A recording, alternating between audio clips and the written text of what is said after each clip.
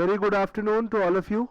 I, on behalf of Lawwala, welcome to all of you to Capsule 2 of the Indian Contract Act.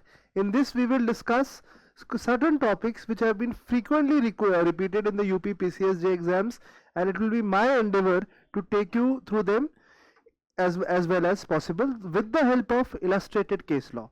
मैं आपको लॉवाला की तरफ से सबको गुड आफ्टरनून बोलता हूँ. आज हम capsule 2 of Indian contract act का पे डिस्कशन करेंगे. जो टॉपिक्स फ्रीक्वेंटली रिपीट हो रहे हैं यूपी पीसीएस एग्जाम में, हम उसका विस्तार से आज चर्चा करेंगे, उसे समझने की कोशिश करेंगे. The first topic that I am going to discuss with all of you is reciprocal promises as given in the Indian contract act.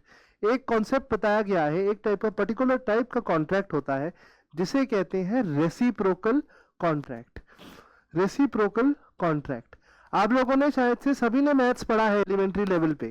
तो रेसिप्रोकल का मतलब उल्टा, reverse.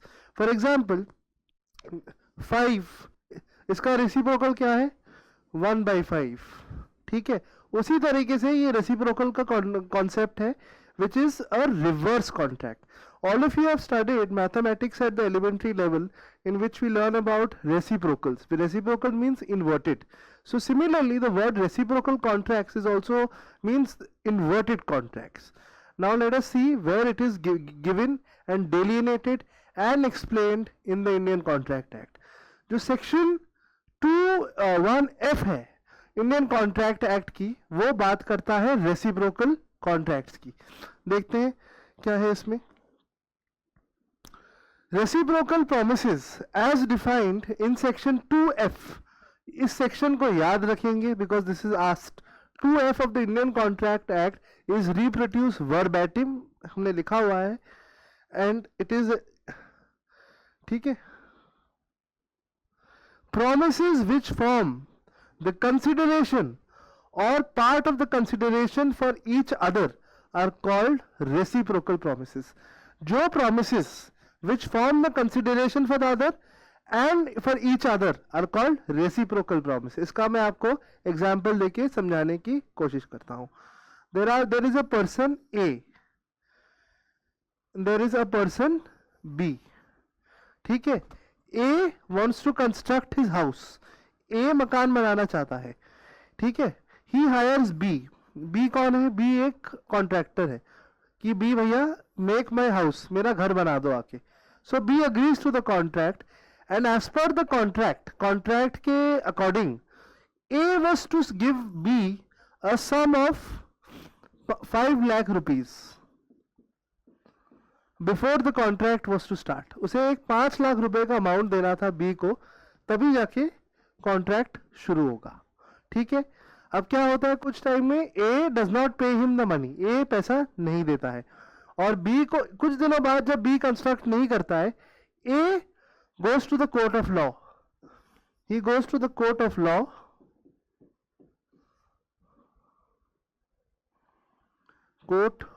Law and he file the case. वो A जाके B के against case file करता है कि इसने मेरे को मेरा घर नहीं बनाया and he is liable to pay me damages. हमने कल डिस्कस किया था पहले लेक्चर में कि इन contract act whenever there is a breach of a contract, so you have to pay what? Damages. Damages is the penalty for breach of contract. So now he has gone to court to sue B. वो उसने B के खिलाफ दावा file कर दिया है court of law में. Court क्या, what the court says? The court says that आप लोगों के बीच में जो प्रॉमिस था, it was a reciprocal contract. Reciprocal contract में जब तक आप you were supposed to pay him a sum of 5 lakh rupees first. Till you did that, there is no liability on B. जब तक आप इसे 5 लाख रुपए नहीं देते हो, तब तक इसका liability शुरू नहीं होता है. Because why? Because it's a reciprocal contract. Okay. Section 51 of Indian Contract Act. Section 51 of Indian Contract Act says that when promisee is not bound to perform his promise unless the promisor is ready and willing to perform his end of the promises. इसका मतलब क्या है? मतलब जब तक जो promisee है, जिसने शुरुआत में प्रॉमिस की, जब तक वो अपने एंड का कॉन्ट्रैक्ट नहीं पूरा करता, there is no liability on the other person. So you have to remember that. Another section which is very important is section 52 of Indian Contract Act. 52 ये कहता है that if the contract specifies the order in which the reciprocal promises are to be performed, they shall be performed in that order, and if there is a breach of that, then they shall be performed in the order which is normally done in such contracts. For example, हम इसको एक example समझते हैं. ए का नाम है Abhiraj and there is another person called Ajay. Abhiraj Ajay के पास आता है और कहता है मेरे को आपकी दुकान से I want 500 शर्ट्स. तो अजय कहता है दैट्स फाइन, आप मेरे को 250 शर्ट्स का एडवांस पेमेंट कर दीजिए. ठीक है. अब क्या होता है, after some time Abhiraj does not make the payment and he files the case against Ajay for breach of contract. तो अजय कोर्ट कहती है कि जब कॉन्ट्रैक्ट में लिखा था that you were supposed to give an advance payment, then you cannot, unless you give the advance payment first, you cannot be putting the liability on Ajay to perform his end of the promise. So पहले you have to perform your end of the contract. अच्छा, अगर ऐसा हो कि उसमें बताया नहीं गया है, if it is not specified, then what do we do?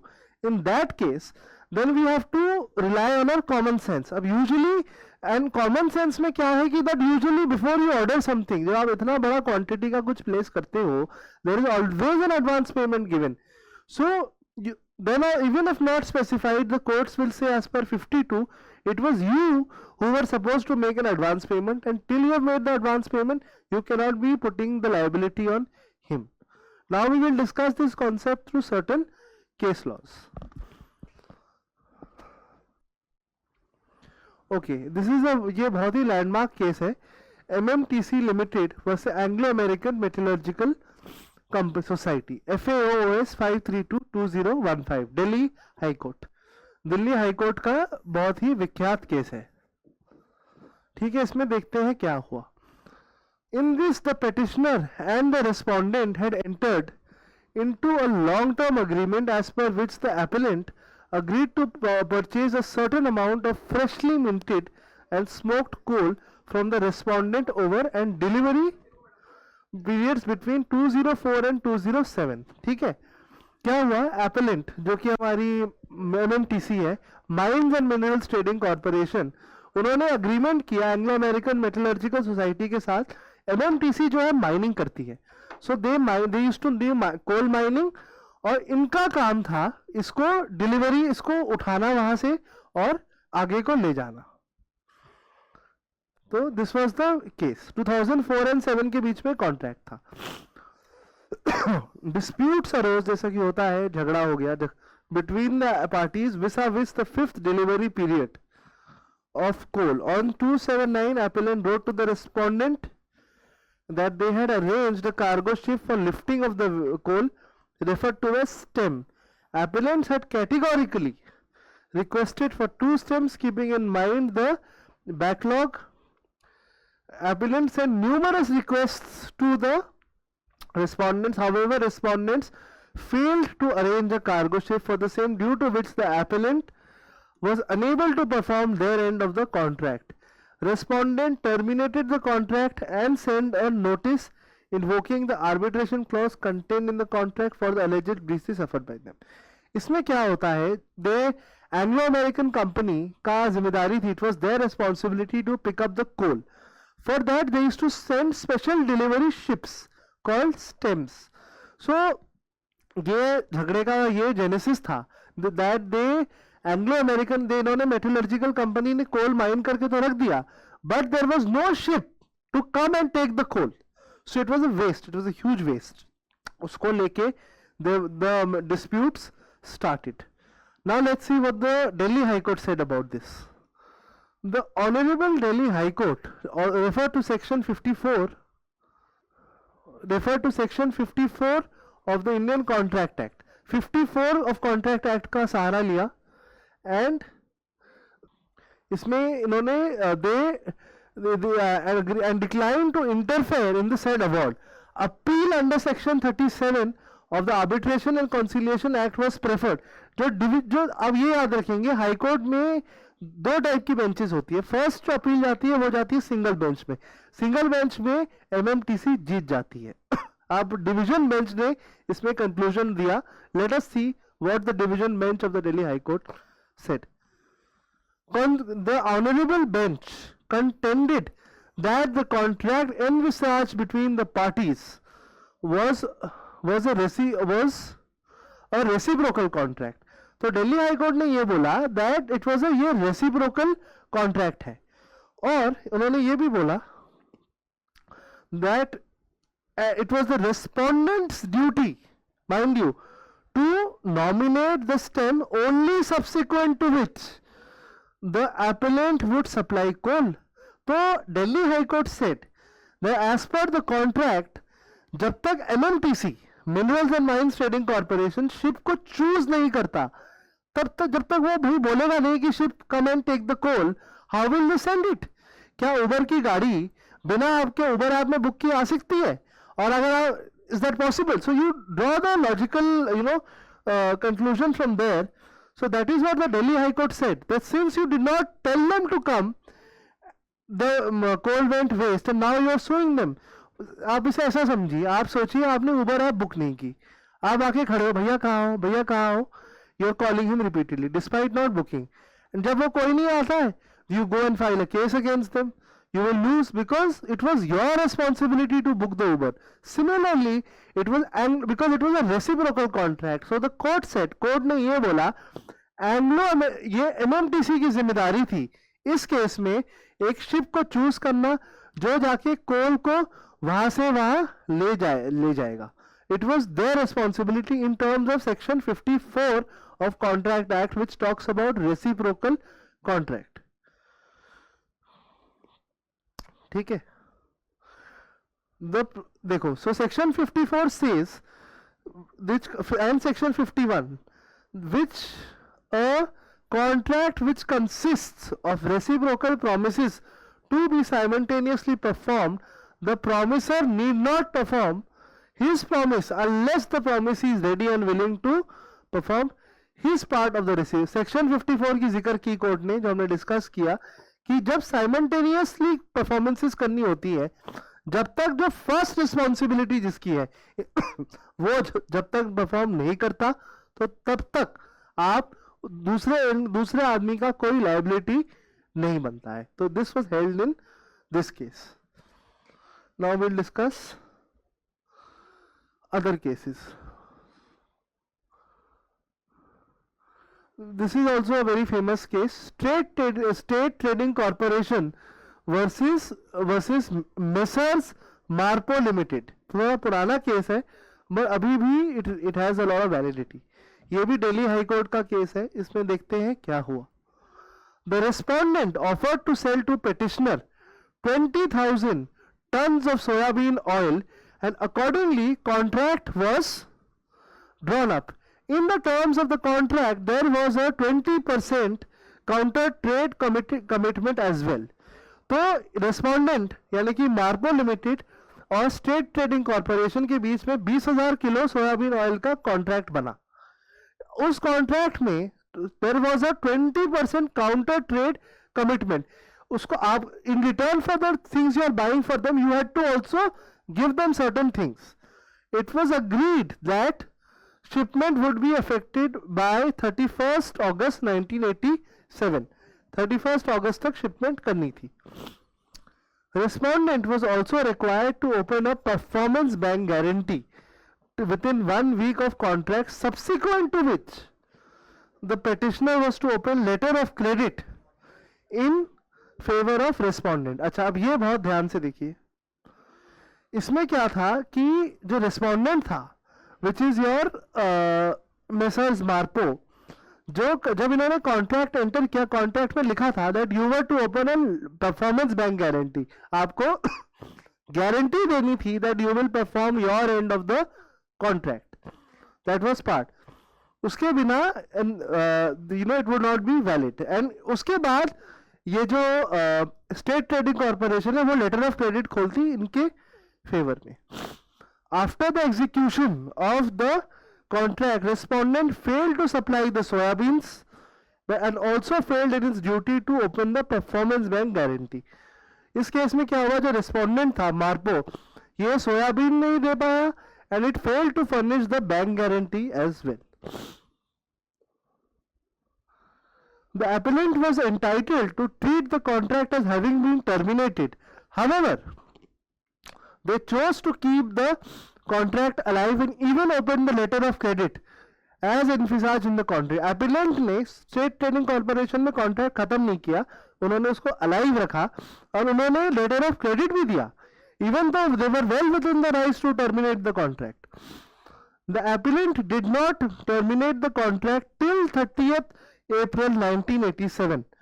30th वो उसने एक्स्ट्रा टाइम तक कॉन्ट्रैक्ट को अलाइव रखा. And after this invoked the arbitration clause to seek reference to arbitration. The arbitration tribunal returned the finding that the contract had come to an end on 31st March 1987. Arbitration tribunal ने बोला कि contract जो है आप लोगों का 31st मार्च को ही खत्म हो गया था. Now let us see what the court said. क्योंकि आर्बिट्रेशन ट्राइब्यूनल में पहले केस जाता है, कॉन्ट्रैक्ट एक्ट के जो डिस्प्यूट्स होते हैं मोस्टली, उसके बाद ही कोर्ट में जाता है.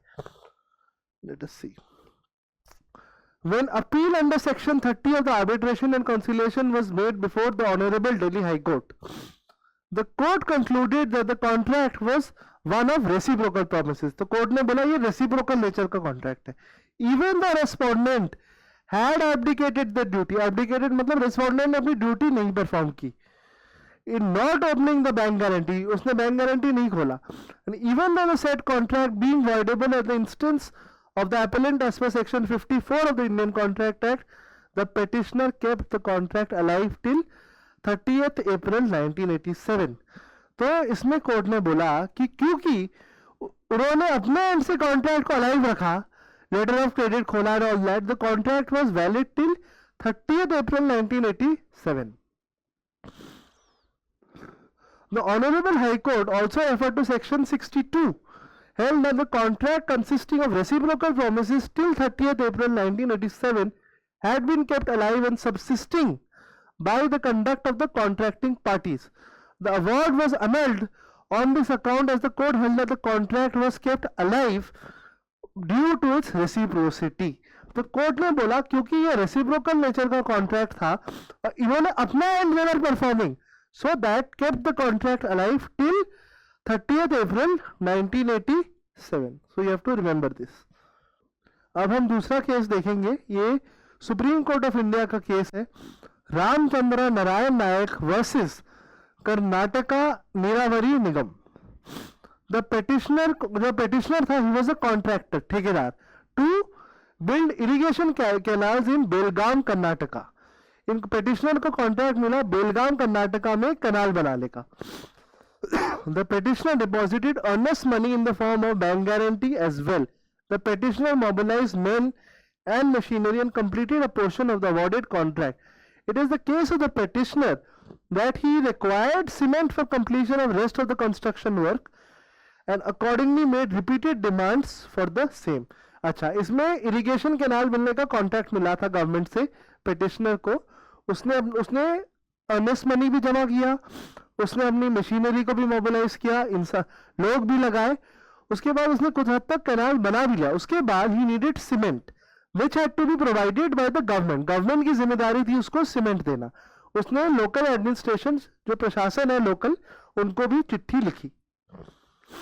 It is also the petitioner case that the cement could not be procured from the open market without the permission of the respondent, which was never given, and hence the petitioner was unable to execute the contract. अच्छा, इस contract में लिखा था कि आप cement बाजार से नहीं खरीद सकते थे, सिर्फ गवर्नमेंट की परमिशन के साथ. So and the government never gave the permission. The respondent forfeited the earnest money, subsequent to which the petitioner invoked the arbitration clause. ये मैटर चला जाता है फिर आर्बिट्रेशन में. The matter was appealed to the Supreme Court of India. अब देखते हैं supreme Court of India ने क्या बोला. The Honorable Court referred to section 51 of the Contract Act, held that the contractor was not bound to complete his end of the work unless and until the respondent supplied the raw materials to them. So very important. तो Supreme court ने बोला in terms of section 51, जब तक contractor उसे cement नहीं देता तब तक कॉन्ट्रैक्टर का काम करने का जिम्मेदारी शुरू नहीं होता.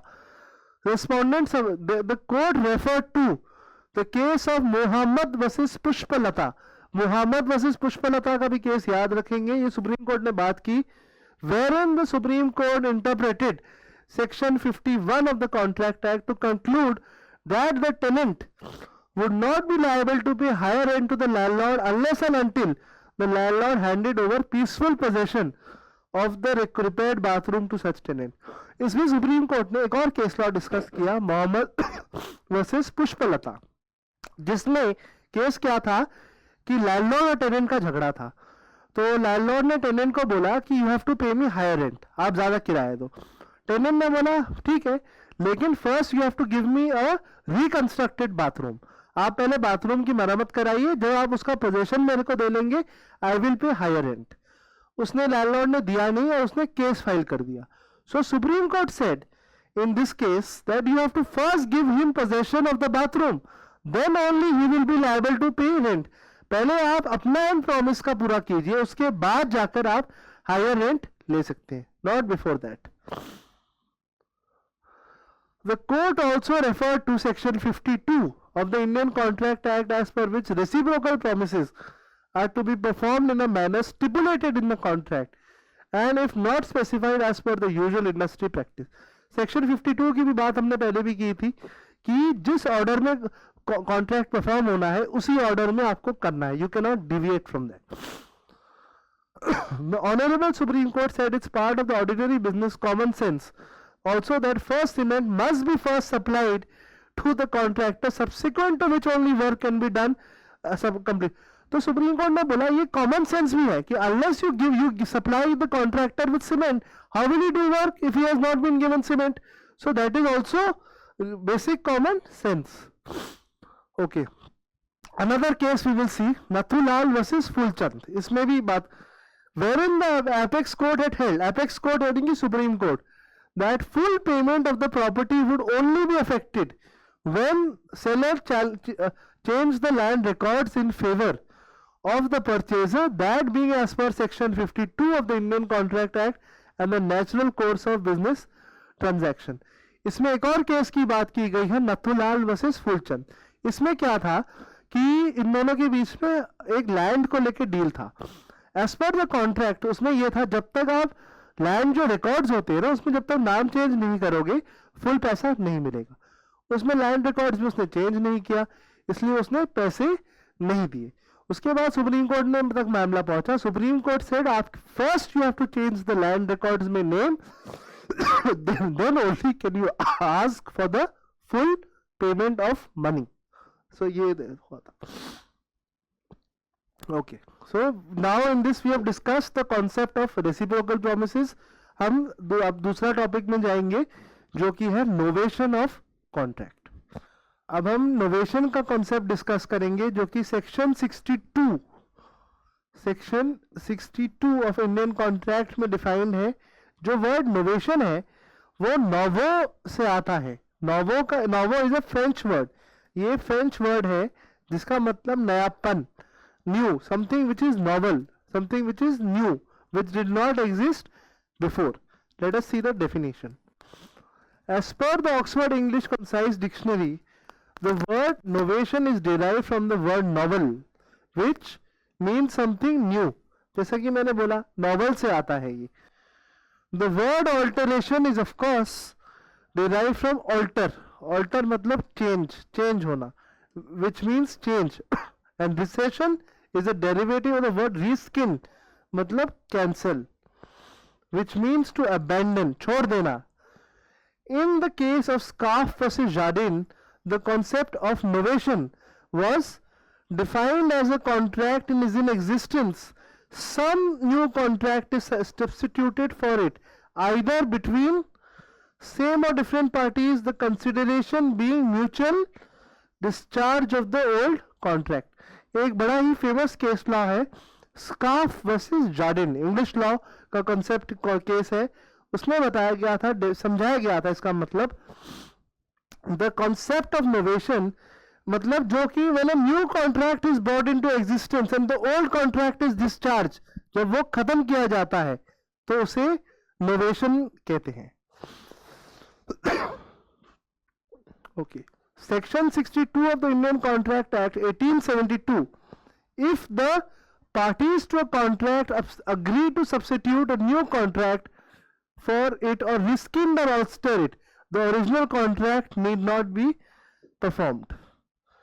इसको समझेंगे. There is a person called, let's say, Ajax. Ajax का एक दोस्त है जिसका नाम है जैक्सन या जैक. ठीक है, Ajax and Jackson are friends. Ajax Jack से he takes a debt of 1 lakh rupees. ये 1 लाख रुपए लेता है एजैक्स से, जैक से. दे साइन अ कॉन्ट्रैक्ट. कुछ टाइम पे बाद जैक को दया आ जाती है एंड ही सेज दैट ठीक है, you don't give me 1 lakh. He signs another contract and says that instead of 1 lakh you give me 50,000 only. फिर क्या होता है, कुछ टाइम बाद वापस जैक का mind, his mind changes again and he goes to a court of law.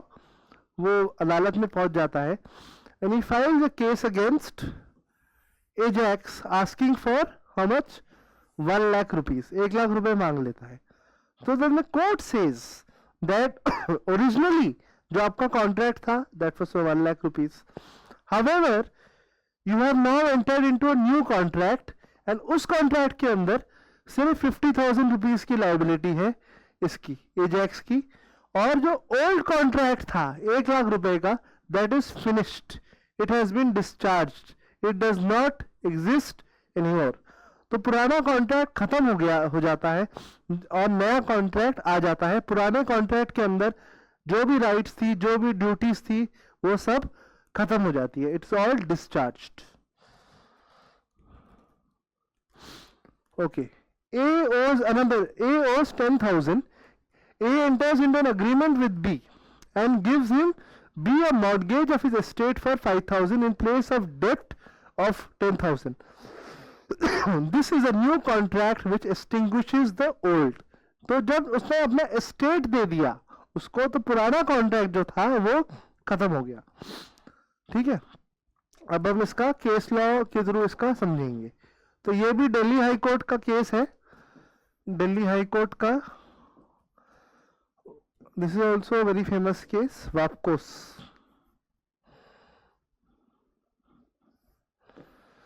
देखते हैं इसके बारे में. The Ministry of External Affairs and the appellant, which is a public sector enterprises dealing with hydroelectricity, entered into an agreement for reconstruction, rehabilitation and completion of Salma Dam project. तो Ministry of External Affairs ने इनको project दिया कि आप dam का reconstruction करिएगा. Appellant was given the task of administrative and contract management services by the Ministry of External Affairs. Okay, तो ये हमारा जो appellant था वापकोस, इसका काम था प्रोजेक्ट को मैनेज करना.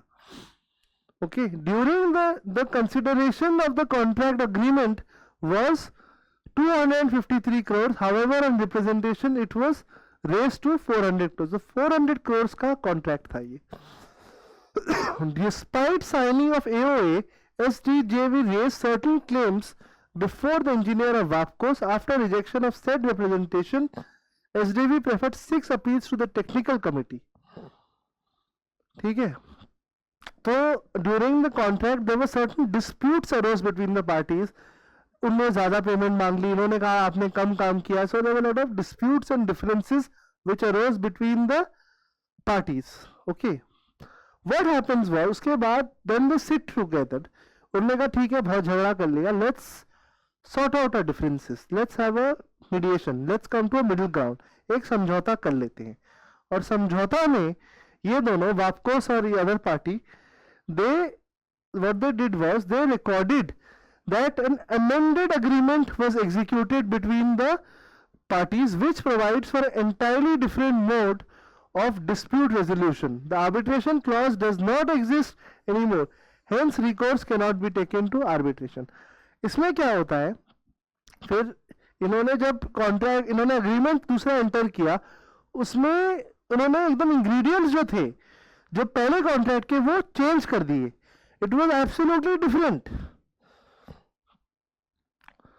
तो इसमें देखो सुप्रीम कोर्ट देखो क्या कहता है. Supreme court opine that in this case parties had agreed to amend the terms and conditions of the original contract arrangement after due negotiation. तो सुप्रीम कोर्ट ने बोला आप लोगों ने अपनी ही मर्जी से after negotiations you have changed the old contract.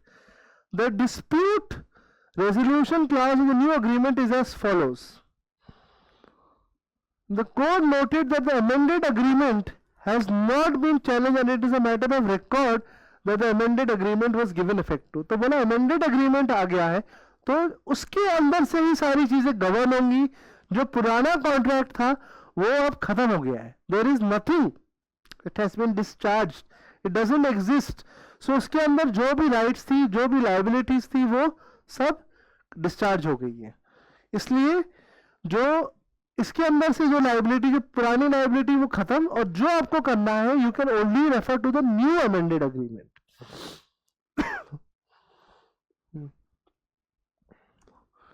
दूसरा केस देखेंगे Union of India versus Messrs construction company. This is also very interesting case. Respondent was given the contract by the Union of India for construction of technical buildings in Bhatinda, Punjab. The work was to be done in phases. तो government of India ने इनको contract दिया भटिंडा में construction करने का, phases में करना था. Agreement between the parties provided for a dispute resolution clause. In the month of April 2010, the contractor furnished no claims certificate. The contractor ने लिखकर दे दिया कि मेरा कोई क्लेम नहीं है.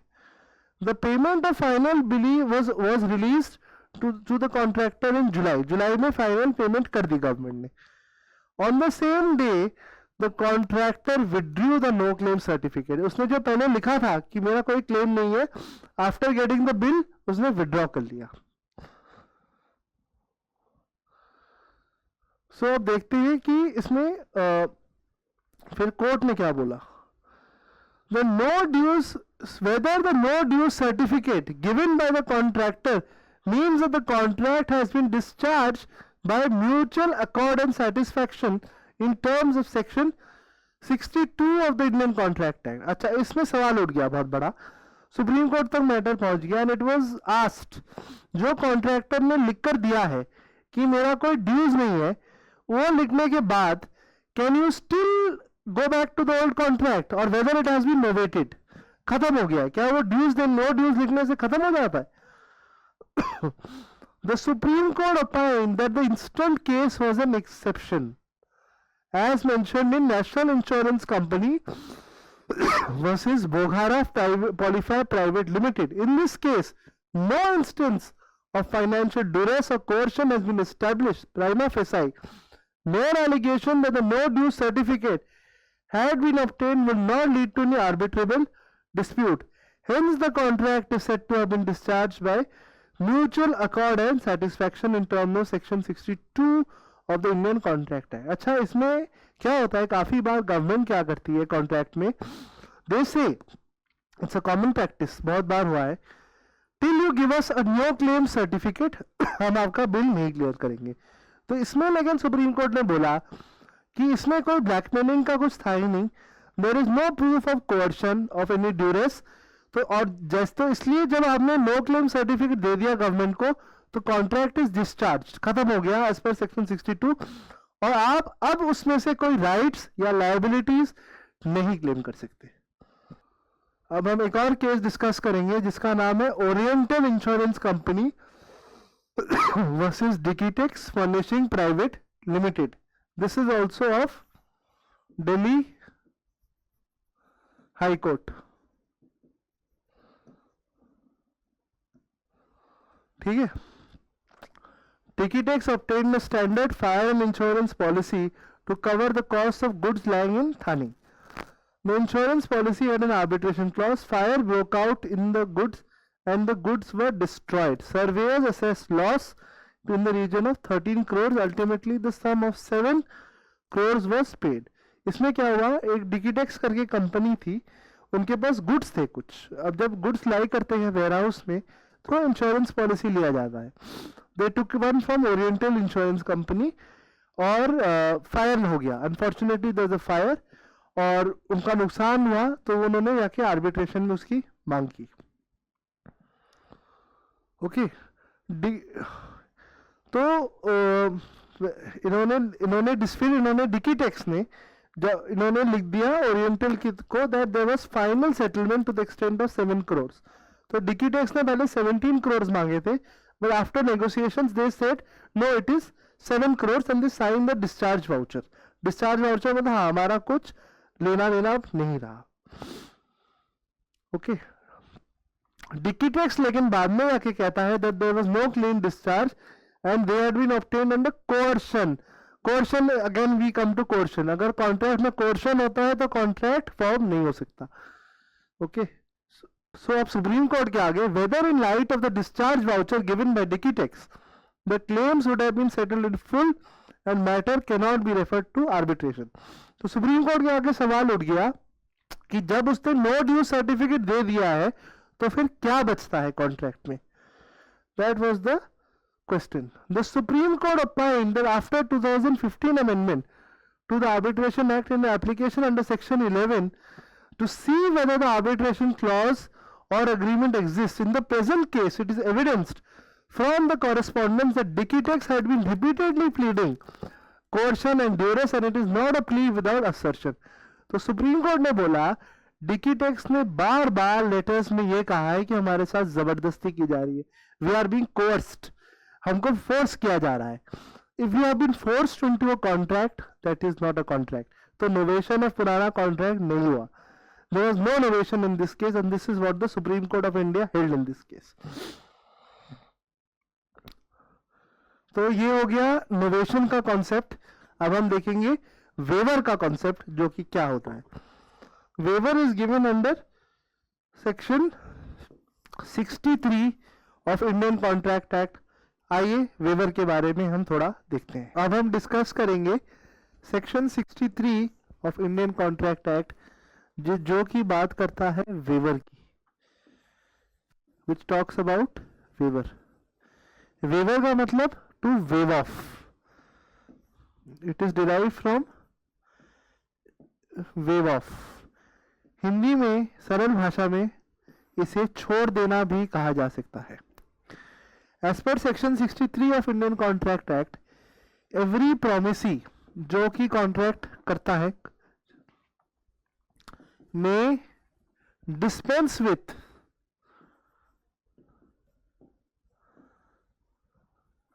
or remit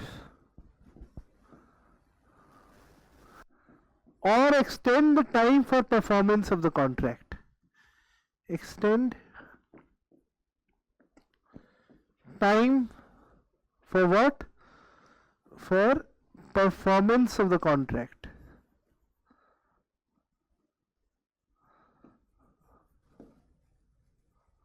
So this is what it is. So we see in section 63 that the promisee has the liberty, उसके पास power है कि वो कॉन्ट्रैक्ट के टर्म्स चेंज कर सके. वो डिस्पेंस विथ कर सकता है. he can even finish it. There is no need to perform the contract. he can remit it. वो कुछ liability कम कर सकता है और even he can extend the time for performance of the contract. वो contract अगर 3 महीने का था 6 महीने भी extend कर सकता है. That is his prerogative. वो इसका right है, ये इसका कानूनन अधिकार है. अब हम डिस्कस करेंगे जो कॉन्सेप्ट है वो हम इसे इलस्ट्रेशन के थ्रू समझेंगे. सोचिए that is a person called Abhinav. वो शाश्वत के पास जाता है. शाश्वत के पास जाता है और बोलता है मेरा घर बना दो in 6 months time, and they sign a contract to that effect. 3 महीने बाद शाश्वत गोes to Abhinav and says that the contract is taking a lot of time. काफ़ी laborious process है, time taking है, consuming है, so please extend the time for performance of the contract. ये जाके वो कह देता है उसको. उसके बाद what happens is Abhinav says okay, fair enough, they sign a new contract जिसमें पहले जो 6 महीना था वो इसको 1 साल और दे देता है. He gives him 1 year.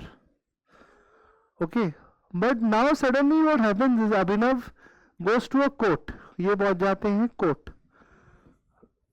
court of law and he files a case against शाश्वत कि इसने मेरे घर में का डिले कंस्ट्रक्शन करवाया और मेरे को damages दिया जाए. Then the court says that when you sign the new contract, all the old liabilities and rights in the contract got extinguished. Khatam, all finished. So there is no liability because the time you have extended the time of performance of contract. इसलिए जो liability पुराने contract के अंदर थी वो खत्म हो गई है, वो आपने waive off कर दिया और इसलिए आप उसमें से अब कुछ claim नहीं कर सकते. अब हम इसको केस लॉ एग्जाम्पल के थ्रू पढ़ेंगे. एक केस लॉ है Wilcox versus Stevenson.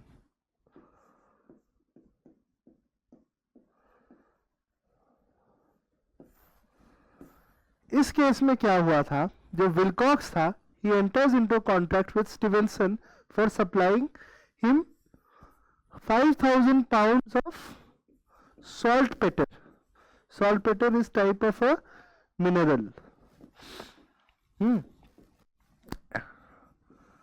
To be done within a time of 103 days, I believe it was. उसके बाद this Stevenson goes to him and says that the prices for which you agreed was too low. बहुत कम price दे रहे हो आप इतने काम का. And they enter into a new contract जिसमें they agree to new rates कि इतने रेट से इंक्रीज हो गया. उसके बाद the contract is performed, but जो विलकॉक्स होता है he pays Stevenson at the old rates. So then Stevenson वो पहुंच जाते हैं court of law and he filed the case against Wilcox. और कोर्ट कहती है that Wilcox को that when you entered into a new contract, the old contract के अंदर जो rights है वो waive off हो गए हैं. Now the terms have been modified, so the payment terms will be governed as per the new contract. So it will be so the rights under the old contract were waive off. You have agreed to newer rights and liabilities. तो ये हो गया Wilcox का case. Now we come to the case of Sukumar Panigrahi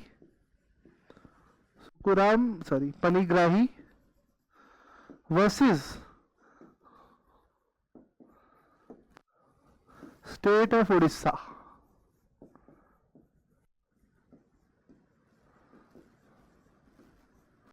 इस case में क्या हुआ था, सुकुराम पनिग्राही को कॉन्ट्रैक्ट मिला था स्टेट ऑफ उड़ीसा से एक हॉस्टल बनाने का.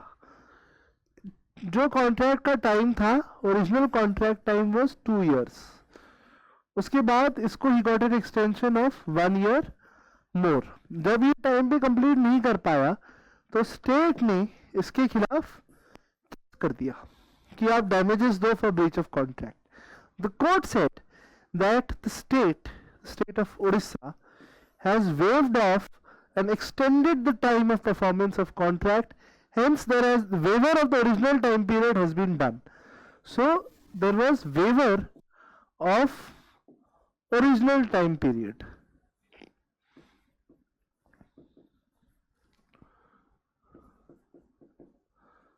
And hence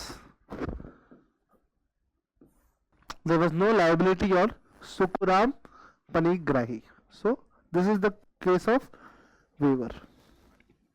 एक और बड़ा ये तो वेवर पे डायरेक्ट सवाल आता है, पूछा जाता है वेवर कौन से सेक्शन में डिफाइंड है. Waiver is defined in section 63. So waiver, again let's revise the concept. It means you can waive away, you can remit or you can extend the time of performance of contract. तो ये हो गया waiver. 62 का concept भी याद करेंगे, novation का, which says that you can novate a contract, मतलब आप पुराने कॉन्ट्रैक्ट को छोड़ के नया बना सकते हो. So this is the concept of novation and this is the concept of waiver. Now we will discuss a new topic which is called section 56 or agreement to do impossible act. अब हम एक और topic discuss करेंगे जो भी काफ़ी frequently आप लोगों के एग्जाम्स में आता है, वो है section 55 of Indian contract act. Section 55 of Indian contract Act जो कि टाइम की बात करता है इन कॉन्ट्रैक्ट. तो जो कॉन्ट्रैक्ट होता है, it has to be performed in a particular frame of time. It cannot be that the contract will be performed at any given point of time. There has to be a specific time period under which the contract is to be performed. जब कोई भी contract होता है तो उसका एक time period उसके साथ अटैच रहता है.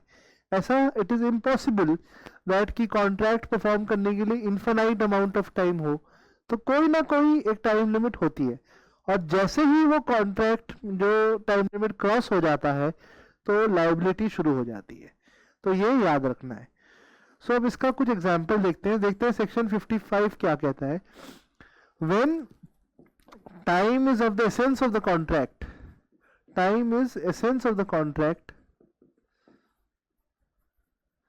देन द कॉन्ट्रैक्ट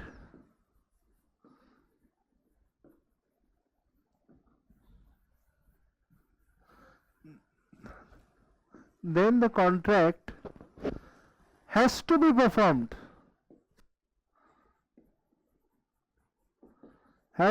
performed, याद रखेंगे, in that time.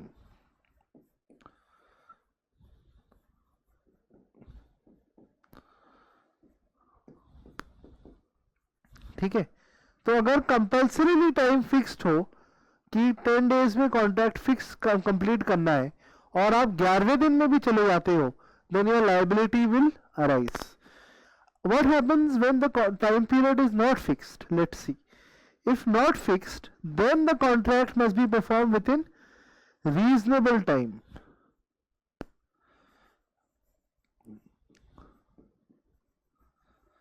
कॉन्ट्रैक्ट आपको रीजनेबल टाइम में परफॉर्म करना पड़ेगा अगर आप ये नहीं कर पाते हो. If there is no time period fix. इसका एग्जांपल देखते हैं. इस पे भी डायरेक्ट सवाल आता है, पूछा जाता है कि टाइम एसेंस ऑफ कॉन्ट्रैक्ट है कि नहीं, कौन से सेक्शन में दिया हुआ है, and so on and so fourth. सोचिए देयर इज अ पर्सन जिसका नाम है अनंत और दूसरे बंदे का नाम है कबीर. अनंत टेल्स कबीर दैट मेरे को 10,000 kgs ऑफ मीट चाहिए बाय 11th अक्टूबर. कबीर कहता है all right, I will do it. उसके बाद क्या होता है, कबीर 10 दिन की जगह 13 दिन लगा देते हैं. Anant can go court of law में जा सकते हैं. He can go to the court and he can ask for compensation because 3 दिन का जो डिले हुआ है that is very very costly for him, और वो उसको कबीर को नुकसान की भरवाई करनी पड़ेगी because it is to be performed it was specified कि इतने टाइम में आपको परफॉर्म करना है. दूसरा एग्जाम्पल देखेंगे. वापस अनंत और कबीर की कहानी पे ही आ जाते हैं. वापस अनंत कबीर के पास आते हैं and asks for 20,000 kgs of meat to be supplied. पता नहीं यार इतने मीट का क्या करते हैं, but it's there. So there is no time period specified in the contract. ठीक है, जो कबीर साहब है वो 6 महीने बाद इनको मीट सप्लाई करते हैं. Anant goes to the court of law, वो पहुंच जाते हैं अदालत के पास और वो कबीर के ऊपर he throws a case saying that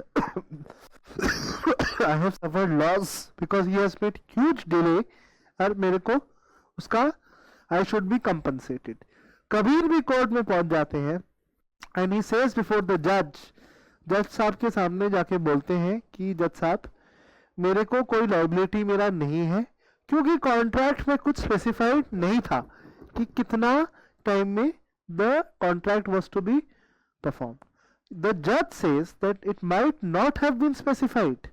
However, the contract has to be performed in a reasonable time. 180 days is not a reasonable time and hence you have to pay damages to Anant. एक और case देखेंगे जो कि हमारे day to day life में भी काम आ सकता है, वो है A और B. A और B enter into a contract for house, घर बेच.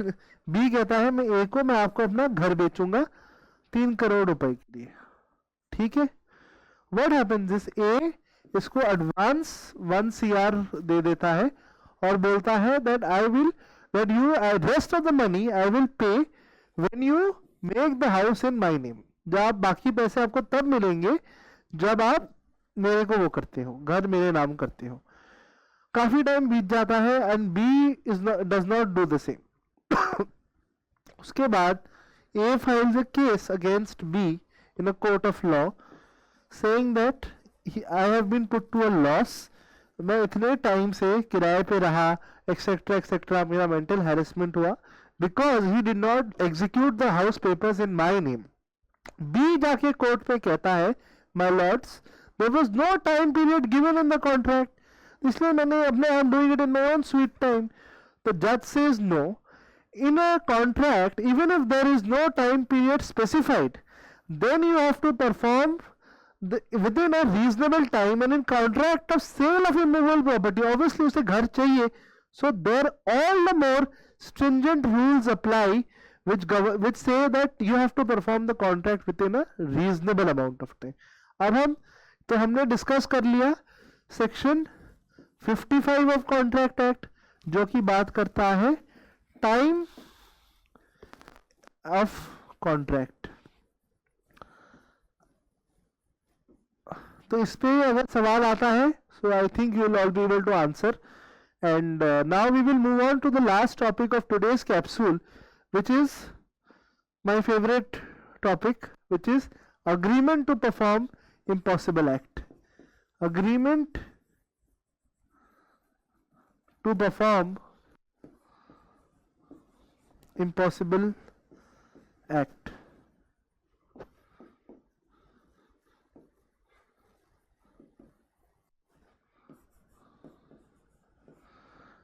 ये दिया हुआ है section 56 of Indian contract act में. इसमें क्या होता है, ये कहता है अग्रीमेंट अगर आपने अगर अग्रीमेंट किया है कॉन्ट्रैक्ट को परफॉर्म करने का जो कि इम्पॉसिबल हो नेचर में, then that contract is not valid as per law. सोचिए, इसका इलस्ट्रेशन दिया गया है. A and B sit together. A tells B to go and get star dust. चांद पे जो डस्ट होता है, to get star dust. And ये इन दोनों they actually sign a contract.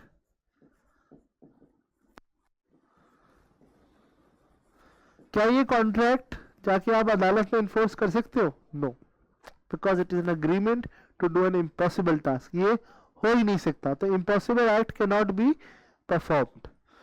इसका एक और एग्जांपल देखेंगे. There were 2 boys, Ramesh and Sumit. Sumit tells Ramesh, I will give you 1 lakh rupees, मैं आपको 1 लाख रुपए दूंगा अगर आप जाके वो करो, आप if you go and fight with a demon, okay, demon of the Harry Potter worlds. क्या ये कॉन्ट्रैक्ट वैलिड है? नहीं, because it's an agreement to do an impossible task. जो टास्क इम्पॉसिबल हो उसको लेके कोई अग्रीमेंट नहीं हो सकता। इसका कुछ और इसको डिस्कस करेंगे। इसके अंदर कुछ एलिमेंट्स होती हैं। First of all, if the subject matter is itself destroyed,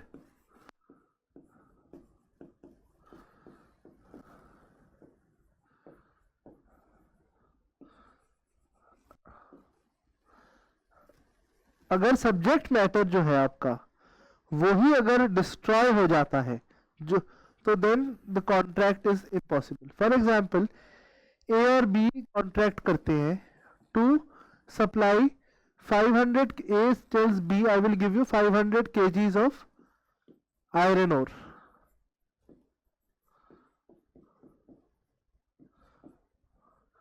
okay. उसके बाद आयरन ओर जहां से एक्सट्रैक्ट होना था वहां से खत्म हो जाता है, it is finished, there is no more mines left, so the subject matter of the contract is destroyed. तो ए की कोई लायबिलिटी नहीं होती, because the subject matter is finished, so there nothing which can be done. दूसरा इसका element होता है when there is act of God. Act of God बहुत इंटरेस्टिंग टर्म है, भगवान की करी हुई चीज। अगर कॉन्ट्रैक्ट होता है कि ए और अगेन ए बी के साथ कॉन्ट्रैक्ट करता है कि मैं आपके घर में आके I will paint your house, ठीक है, I will paint your house on such and such day, और उसी दिन देयर इज एन अर्थक्वेक, खुदा ना खास्ते एन अर्थक्वेक। उसके बाद अर्थक्वेक के बाद बी ए के ऊपर केस करता है कि आपने तो मेरा काम किया ही नहीं, सो ए की कोई लाइबिलिटी नहीं रहेगी because there is an act of God. जब कोई नेचुरल कैलामिटी आ जाए जिससे कि आप अपना कॉन्ट्रैक्ट नहीं परफॉर्म कर सकते, so that is act of God. इसमें कोई किसी का कुछ रहता नहीं है, बिकॉज ये नेचर का खेल है। जैसे कि ये कोविड-19 को लेकर भी काफी सवाल उठा था, वेदर कोविड-19 is an act of God, is an act of God. तो ये एक केस हुआ, मैं आपको बताता हूं इसके बारे में। इस केस का नाम था हैलीबर्टन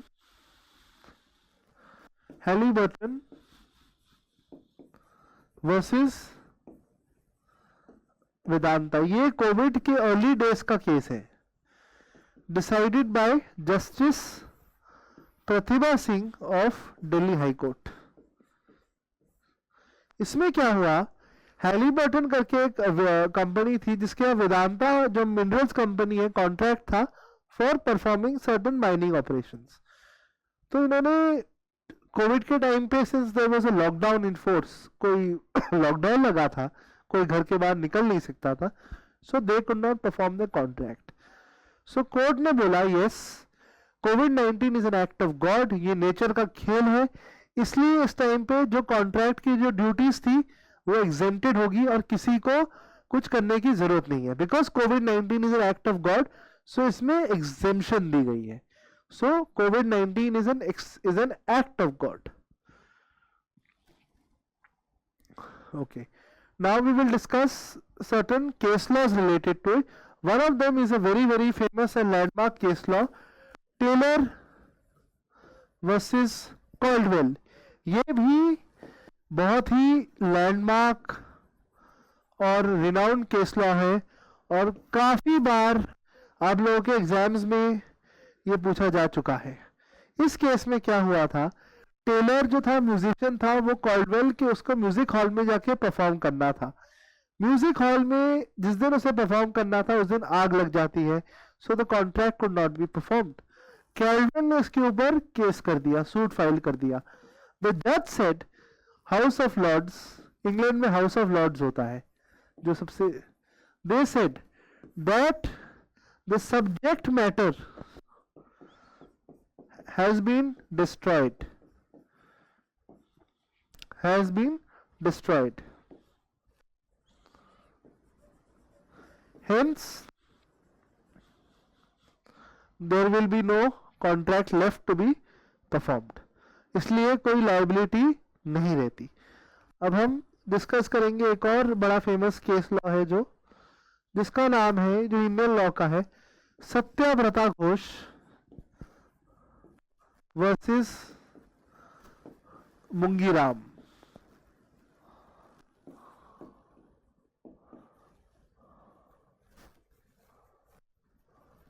क्या होता है? Satyavrata Ghosh had entered into a contract with Mungiram to sell land. उसके बाद गवर्नमेंट ने इसका लैंड रिक्वेस्टन कर लिया, ले लिया कुछ portion, but they give it to him, back to him. So Mungiram को फिर भी नहीं देता है ये. Mungiram goes to the court and files a suit against him. जो सत्याव्रता घोष है वो कहता है कि गवर्नमेंट ने जो रिक्वेस्टन कर लिया, इसलिए वो it became impossible to perform, इसलिए मैं कॉन्ट्रैक्ट नहीं कर रहा.